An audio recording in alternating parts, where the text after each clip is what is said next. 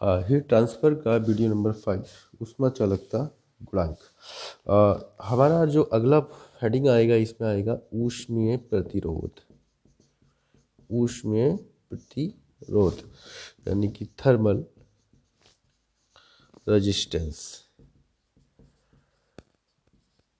Thermal resistance, ऊष्मा का प्रतिरोध। ठीक है, तो चालक का प्रतिरोध हमने सुना होगा, B बराबर IR फॉर्मूला होगा चालक का प्रतिरोध। तो ऐसे ही ऊष्मा के प्रतिरोध को हम डिनोट करते हैं H से। H बराबर होता है Q/T, यानी कि प्रवाहित ऊष्मा की मात्रा बटे T, यानी कि तापांतर। तो यहाँ पे जो एंगल्स यहाँ पे बन पाएगी, यदि किसी चालक में किसी जो कुछ गड़बड़ हो रहा है, चालक के सिरों में ऊष्मा का प्रवाह किया जाता है या ऊष्मा प्रवाहित की जाती है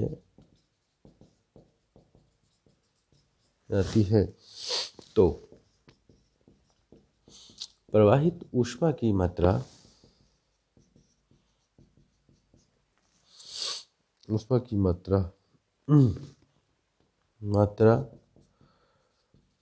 तथा समय का अनुपात, प्रवाहित ऊष्मा की मात्रा एवं समय का अनुपात यस ऊष्मा प्रवाह की दर कहलाती है। क्या कहलाती है? दर। या समय के साथ ऊष्मा का प्रवाह की दर होगी। H बराबर होता है Q/T। यह है ऊष्मा की मात्रा Q एंड T है समय, और H है ऊष्मा प्रवाह की दर। ऊष्मा प्रवाह की क्या है? ये दर है। ठीक है, H ऊष्मा प्रवाह की दर, Q प्रवाहित ऊष्मा की मात्रा, T समय अंतराल। ठीक है, अब बात आती है, अगर हम Q का मान रख दें, Q बराबर कोई चालक वही है, Q बराबर ऊष्मा चालकता गुणांक से जो लैंग्वेज बनी KA θ1 माइनस का θ2 L।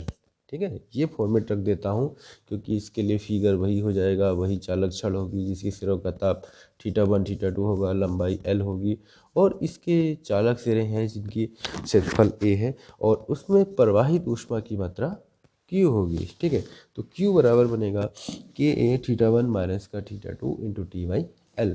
तो Q का मान यहाँ पे अगर पुट कर दिया जाए तो H बराबर 1/D हमने यहाँ रखा, Q का मान रखें KA θ1 माइनस का θ2 इंटू T/L। यहाँ से T से T कैंसिल हो गया, तो बचता है KA θ1 माइनस का θ2/L। ऊष्मा प्रवाह की दर हम H ले चुके हैं, H बराबर Q/T था। तो अब देखिएगा ये आ गया H equal to KA θ1 minus का θ2 बटे L। θ1 माइनस θ2 बटे H, θ1 माइनस θ2 बटे H, यानी L/K बराबर θ1 माइनस का θ2 बटे L। यहाँ ले लेंगे, K नीचे आ जाएगा, H यहाँ ऐसे लिखा जा सकता है L/K। तो यही जो क्वांटिटीज आई है, मुझे लगा तो कैंसिल हो गया ना, टाइमिंग कैंसिल हो चुका है। अच्छा जी, तो R जो होता है ऊष्मा चालकता गुणांक, इसी के बराबर ऊष्मा प्रतिरोध को हम डिनोट करते हैं किससे? R से। ऊष्मा चालकता गुणांक होता है K। तो ये जो नोटेशन हमारा बन रहा है L/K या θ1 माइनस θ2 बटे H, ठीक, ये होता है ऊष्मा प्रतिरोध के बराबर, जिसे डिनोट करते हैं R से। R को हम कहेंगे ऊष्मीय प्रतिरोध।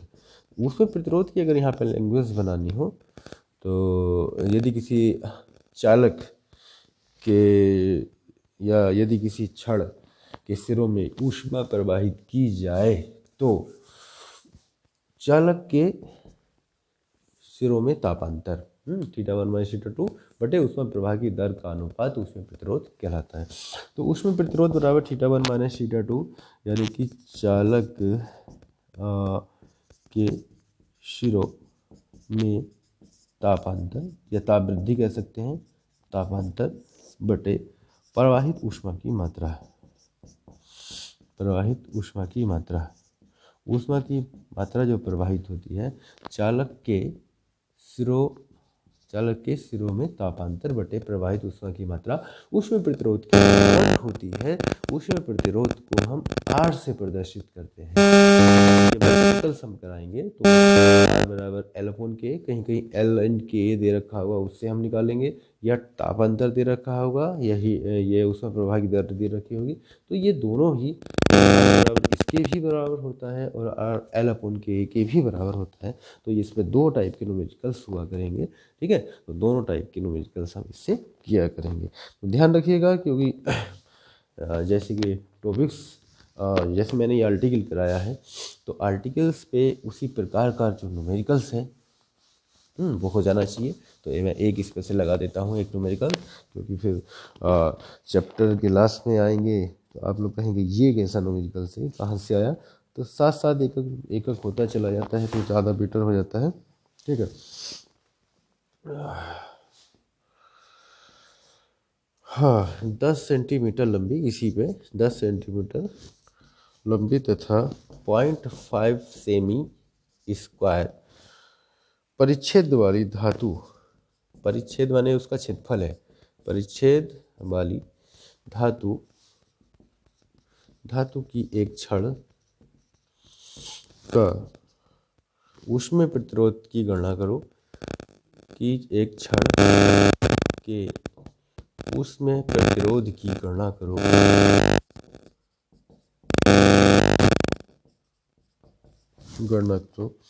धातु का ऊष्मा चालकता गुणांक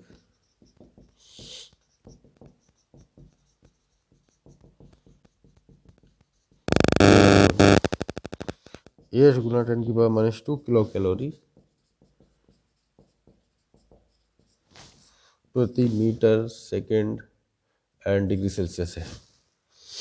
तो किलो कैलोरी मीटर सेकेंड इसमें दिया है, तो यहाँ है 10 सेंटीमीटर लंबी, L बराबर था 10 सेंटीमीटर, सेंटीमीटर को मीटर में कन्वर्ट कर देंगे, इतने मीटर हो जाएगी। क्षेत्रफल A बराबर दिया 0.5 सेमी स्क्वायर, सेमी स्क्वायर को मीटर स्क्वायर में चेंज करेंगे तो 1 सेंटीमीटर में 100 होता है, 1/100 इंटू 100 10⁻⁴ मीटर स्क्वायर हो जाएगा। अब आता है ऊष्मा प्रतिरोध R हमें फाइंडिंग करना है। K का मान दे रखा है, K बराबर 8 गुना 10⁻² किलो कैलोरी